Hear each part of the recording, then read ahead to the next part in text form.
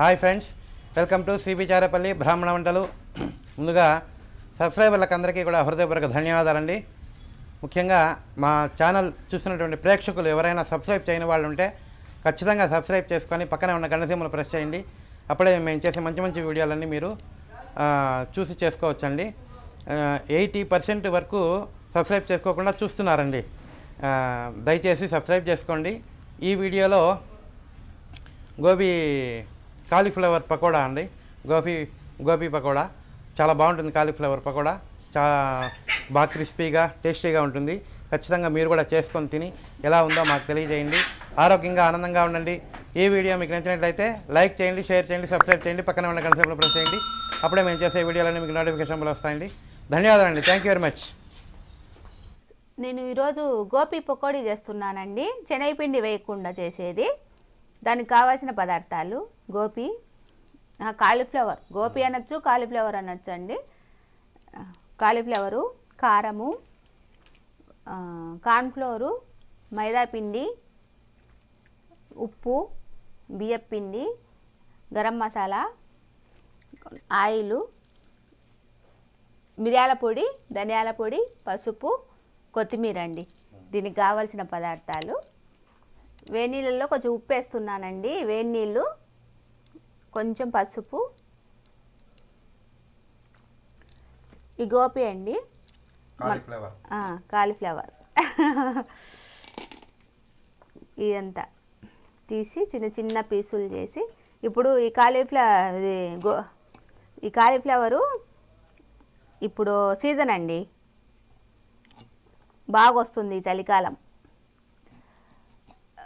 అన్ని రకాలు ఇట్లా సన్నగా తరుక్కొని దీంట్లో వేసుకోవాలి వేడి నీళ్ళల్లో. ఎందుకంటే దీంట్లో ఏమైనా పురుగులు అట్లా ఉంటాయండి, ఉండడం కాదు, ఉంటాయి. అందుకని ఇట్లా విడదీసి శుభ్రంగా చేసుకోవాలి. ఇట్లా ఒక 10 నిమిషాలు అట్లా పెట్టుకోవాలండి. వేడి నీళ్ళల్లో పెట్టుకొని మనం వడగొట్టుకొని పెట్టుకోవాలి. ఈ విధంగా వేడి నీళ్ళలో వేసినాం కదా అండి, ఇదంతా బాగా ఇట్లా తిప్పుకొని ఈ జల్లెగంటలో వడగొట్టుకోవాలండి.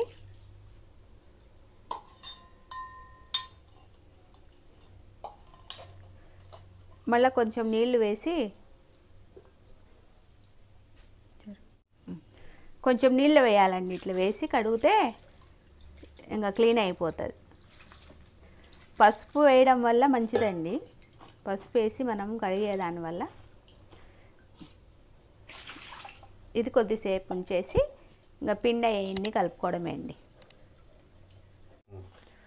పకోడీ చేసుకోవడానికి, కాలీఫ్లవర్ పకోడీ చేసుకోవడానికండి ఆయిల్ వేస్తున్నా. స్టవ్ వెలిగించుకొని బాగా పెట్టి ఆయిల్ వేసినానండి. ఇది కొంచెంసేపు కాగ్గానే వేసుకోవడమే. ఇప్పుడు పిండి అది కలుపుకుందామండి. ఇది అంతా శుభ్రం చేసి పెట్టుకున్న కాలీఫ్లవర్ కొంచెం మిరియాల పొడి అండి,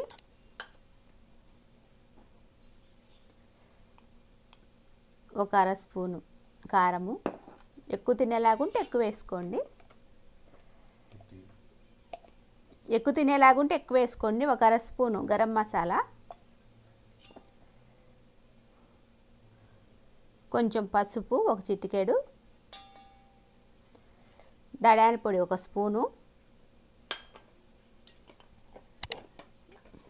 ఇదంతా బాగా కలుపుకోవాలి.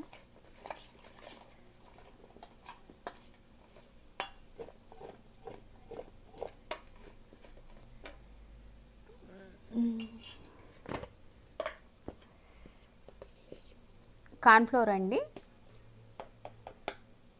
1 స్పూను, ఇది పెద్దది లేండి.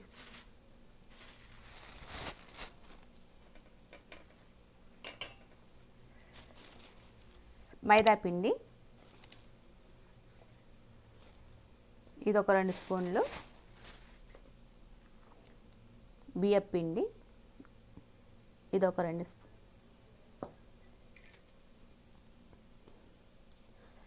ఉప్పు తగినంత.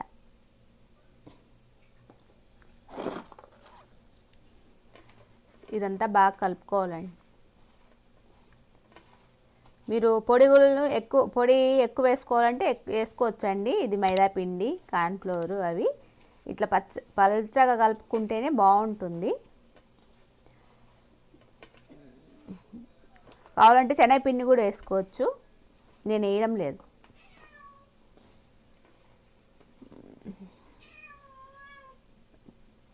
కొంచెము నీళ్ళు కలుపుకోవాలి.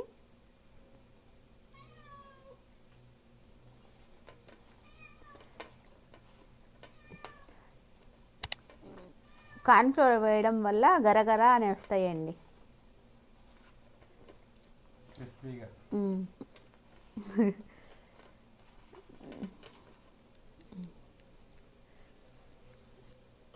ఇప్పుడు కొత్తిమీర సన్నగా తరుక్కొని వేసుకోవాలి.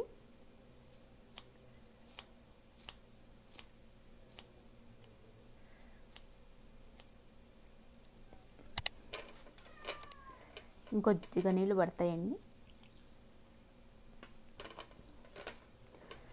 బాగుంటుందండి ఇది. ఇంకంతా ఇంతేనండి కలుపుకోవడము, ఇంకా వేసుకోవడమే. కొంచెమే చూస్తున్నానండి. ఆయిల్ కాయింది. ఇట్లా చిన్నవి కదా, ఇట్లా తీసి వేసుకుంటే బాగా కాలుతాయండి. ఇప్పుడు ఇది మనము ఉత్త పచ్చడి చేసుకున్నా ఇవి చేసుకున్నాము సరిపోతుందండి. పక్కన నంచుకోవడానికి అట్లా పప్పుకి, సాంబారు, ఏ పప్పు అయినా సరే, టమాటా పప్పు, ఆకుకూర పప్పు అట్లా చేసుకుంటాం కదా, అట్టేటప్పుడు ఇవి చేసుకుంటే బాగుంటుంది. అన్నీ ఇట్లా వేసుకోవాలండి.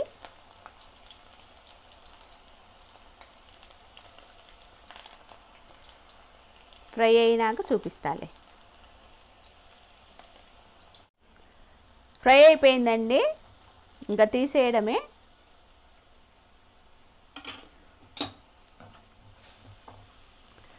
ఇట్లా రావాలండి. ఇట్లా అంటనట్టే పిండి ఉంటే బాగుంటాయండి. ఫుల్గా పిండి ఉంటే బాగుండవు. మళ్ళీ అంటే కొంతమందికి అలవాటు ఉంటుంది ఫుల్గా ఉంటేనే దీని కోటింగ్, కానీ ఆయిల్ కూడా పీల్చదండి ఎక్కువ. ఇప్పుడు విడివిడి వేసుకుంటేనే బాగుంటుంది.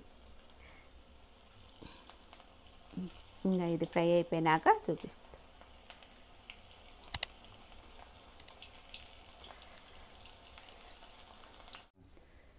గోపి పకోడీ రెడీ అయిపోయిందండి.